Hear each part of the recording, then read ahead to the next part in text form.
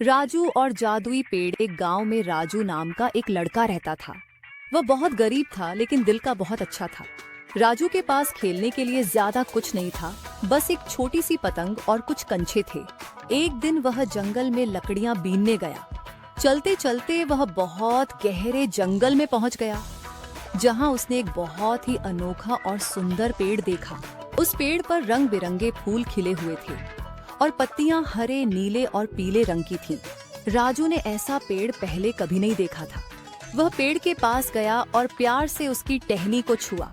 जैसे ही उसने छुआ, पेड़ में से एक मीठी सी आवाज आई, धन्यवाद छोटे बच्चे, तुमने मुझे छुआ। आज तक किसी ने मुझे इतने प्यार से नहीं छुआ। मैं एक जादुई पेड़ हूँ, तुम मुझसे कुछ भी मांग सकते हो, लेकिन सिर्फ एक बार। राजू यह सुनकर हैरान रह गया।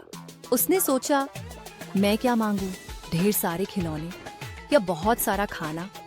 उसे याद आया कि उसकी माँ बीमार है और उनके पास दवाई खरीदने के पैसे नहीं हैं। राजू ने एक पल भी नहीं सोचा और बोला, जादुई पेड़, क्या तुम मेरी माँ को ठीक कर सकते हो और हमें कभी किसी चीज की कमी न हो, ऐसा कर सकते हो?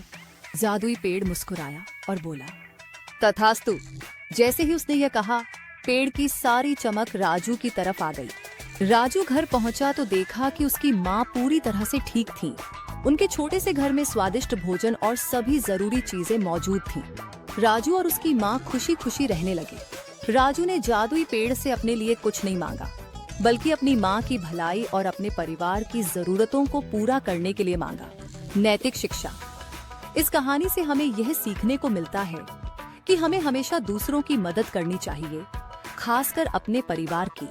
जब हम दूसरों के बारे में सोचते हैं तो भगवान भी हमारी मदद करते हैं। दूसरों की भलाई करना ही सबसे बड़ी खुशी है।